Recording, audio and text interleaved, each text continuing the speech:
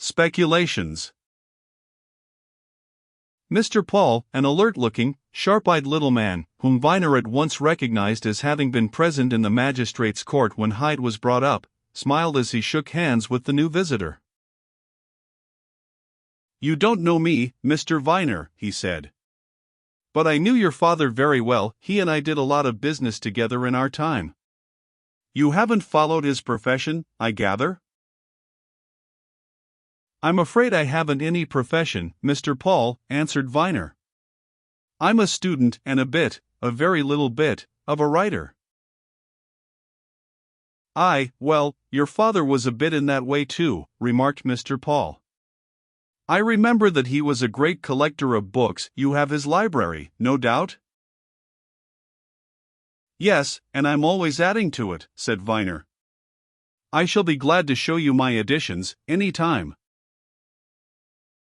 Mr. Paul turned to the two ladies, waving his hand at Viner. "Knew his father most intimately," he said, as if he were guaranteeing the younger man's status. "Fine fellow, was Stephen Viner. Well," he continued, dropping into a chair, and pointing Viner to another, "this is a sad business that we've got concerned in, young man. Now, what do you think of the proceedings we've just heard? Your opinion, Mr. Viner, is probably better worth having than anybody's, for you saw this fellow running away from the scene, and you found my unfortunate client lying dead. What, frankly, is your opinion?" "I had better tell you something that's just happened," replied Viner. He went on to repeat the statements which Hyde had just made to Drillford and himself. "My opinion," he concluded, "is that Hyde is speaking the plain truth, that all he really did was, as he affirms, to pick up that ring and run away. I don't believe he murdered Mr. Ashton, and I'm going to do my best to clear him." He looked round from one listener to another, seeking opinion from each. Mr. Paul maintained a professional imperturbability. Mrs. Killenhall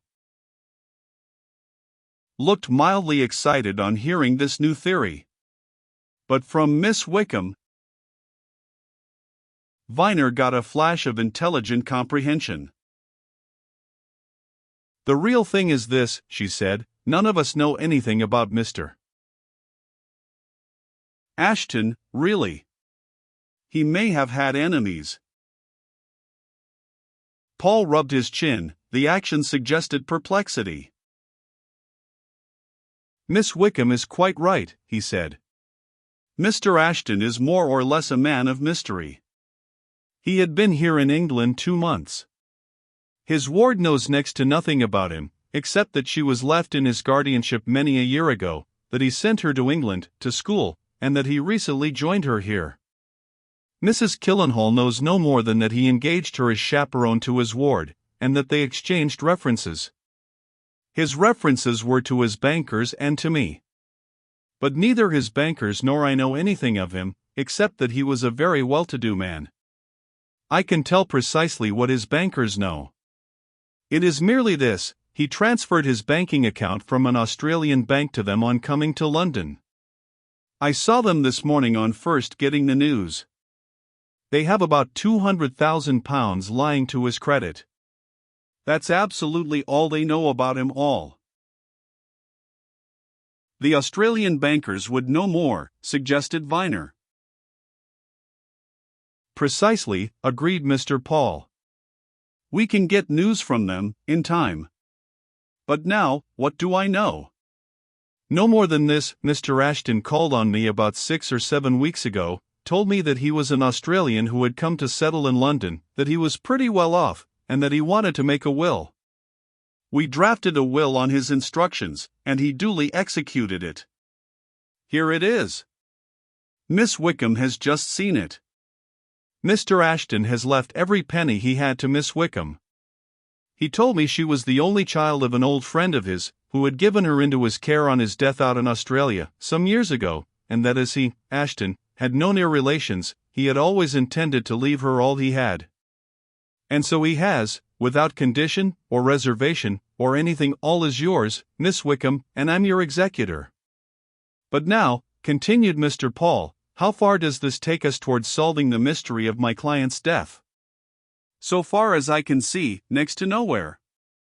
And I am certain of this, Mr. Viner, if we are going to solve it, and if this old school friend of yours is being unjustly accused, and is to be cleared, we must find out more about Ashton's doings since he came to London.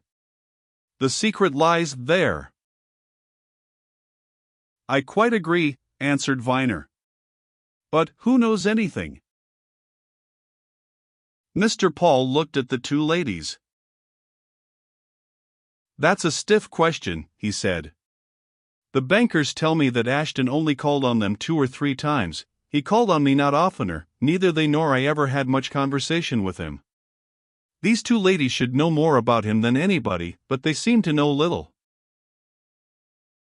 Viner, who was sitting opposite to her, looked at Miss Wickham. You must know something about his daily life, he said. What did he do with himself? We told you and the police inspector pretty nearly all we know, last night, replied Miss Wickham.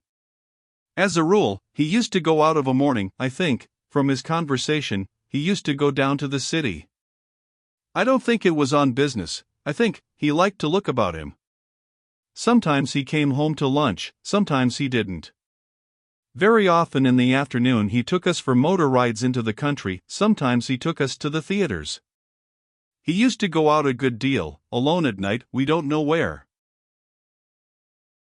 Did he ever mention any club? Asked Mr. Paul. No, never, replied Miss Wickham. He was reticent about himself, always very kind and thoughtful and considerate for Mrs. Killenhall and myself, but he was a reserved man. Did he ever have anyone to see him? Inquired the solicitor. Any men to dine, or anything of that sort?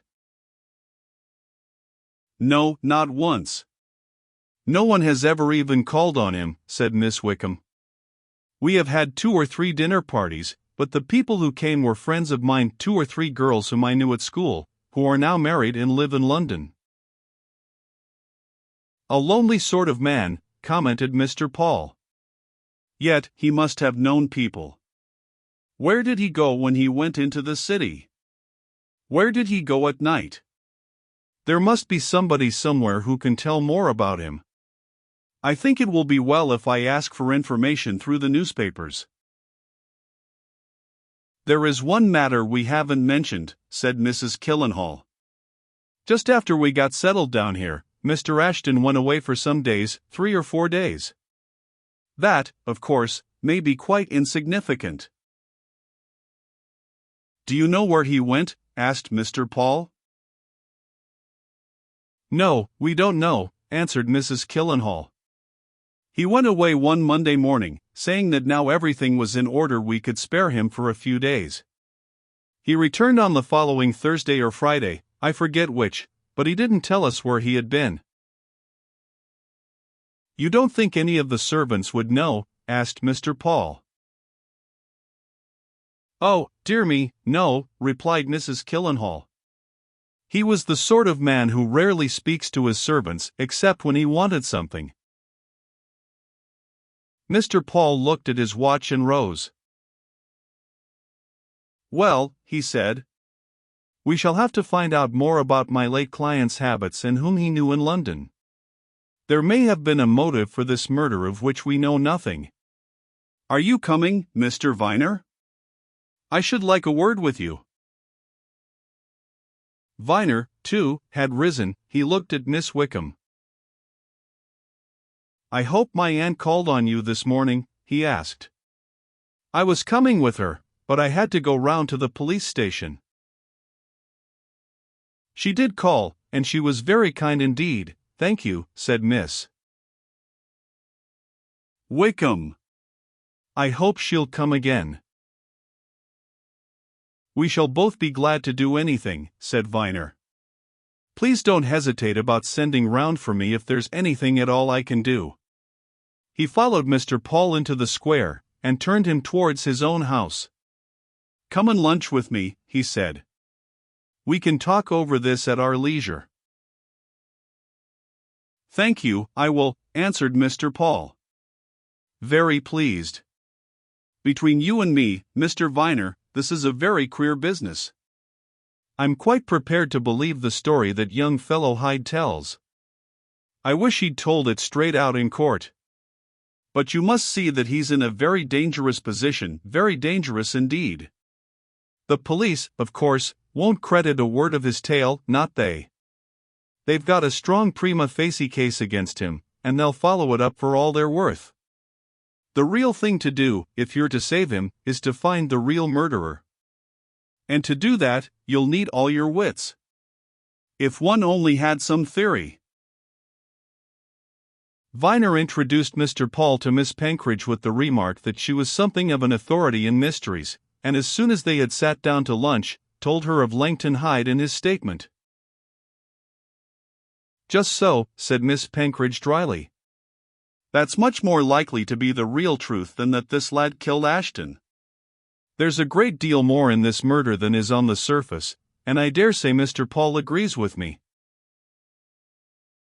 I dare say I do, assented Mr. Paul. The difficulty is how to penetrate into the thick cloak of mystery. When I was round there, at number 7, this morning, observed Miss Penkridge, those two talked very freely to me about Mr. Ashton. Now, there's one thing struck me at once, there must be men in London who knew him. He couldn't go out and about, as he evidently did, without meeting men. Even if it wasn't in business, he'd meet men somewhere. And if I were you, I should invite men who knew him to come forward and tell what they know. It shall be done. Very good advice, ma'am, said Mr. Paul. And there's another thing, said Miss Penkridge. I should find out what can be told about Mr. Ashton, where he came from. I believe you can get telegraphic information from Australia within a few hours. Why not go to the expense when there's so much at stake? Depend upon it, the real secret of this murder lies back in the past, perhaps the far past. That too shall be done, agreed Mr. Paul. I shouldn't be surprised if you're right. In my opinion, remarked Miss Penkridge, dryly, the robbing of this dead man was all a blind. Robbery wasn't the motive. Murder was the thing in view. And why? It may have been revenge. It may be that Ashton had to be got out of the way. And I shouldn't wonder a bit if that isn't at the bottom of it, which is at the top and bottom of pretty nearly everything. And that, ma'am, asked Mr. Paul, who evidently admired Miss Penkridge's shrewd observations. That is what, now? Money, said Miss Penkridge. Money. The old solicitor went away, promising to get to work on the lines suggested by Miss Penkridge, and next day he telephoned to Viner asking him to go down to his offices in Bedford Row. Viner hurried off, and on arriving found Mr. Paul with a cablegram before him. I sent a pretty long message to Melbourne, to Ashton's old bankers, as soon as I left you yesterday, he said. I gave them the news of his murder, and asked for certain information. Here's their answer. I rang you up as soon as I got it. Viner read the cablegram carefully. Deeply regret news. Ashton well known here 30 years dealer in real estate. Respected, wealthy. Quiet man, bachelor. Have made inquiries in quarters likely to know. Cannot trace anything about friend named Wickham. Ashton was away from Melbourne, upcountry, 4 years, some years ago. May have known Wickham then. Ashton left here in July, by Maracaibo, for London. Was accompanied by 2 friends Fosdick and Stevens. Please inform if can do more. What do you think of that? Asked Mr. Paul. Not much in it, is there? There's the mention of 2 men who might know something of Ashton's habits, said Viner. If Fosdick and Stevens are still in England and were Ashton's friends, one would naturally conclude that he'd seen them sometimes. Yet we haven't heard of their ever going to his house. We can be quite certain that they never did, from what the two ladies say, remarked Mr. Paul. Perhaps they don't live in London. I'll advertise for both. But now, here's another matter. I asked these people if they could tell me anything about Wickham, the father of this girl to whom Ashton's left his very considerable fortune. Well, you see, they can't. Now, it's a very curious thing, but Miss Wickham has no papers, has, in fact, nothing whatever to prove her identity. Nor have I. Ashton left nothing of that sort. I know no more, and she knows no more, than what he told both of us, that her father died when she was a mere child, her mother already being dead, that the father left her in Ashton's guardianship, and that Ashton, after sending her here to school, eventually came and took her to live with him. There isn't a single document really to show who she is, who her father was, or anything about her family. Is that very important? Asked Viner. It's decidedly odd, said Mr. Paul. This affair seems to be getting more mysterious than ever. What's to be done next? Inquired Viner. Well, the newspapers are always very good about that, answered the solicitor.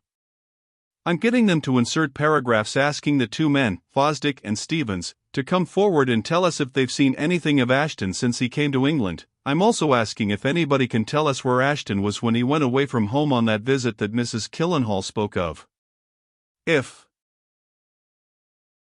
Just then a clerk came into Mr. Paul's room, and bending down to him, whispered a few words which evidently occasioned him great surprise.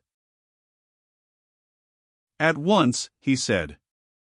Bring them straight in, Parkinson. God bless me, he exclaimed, turning to Viner. Here are the two men in question, Fosdick and Stevens. Saw our name in the paper as Ashton's solicitors and want to see me urgently.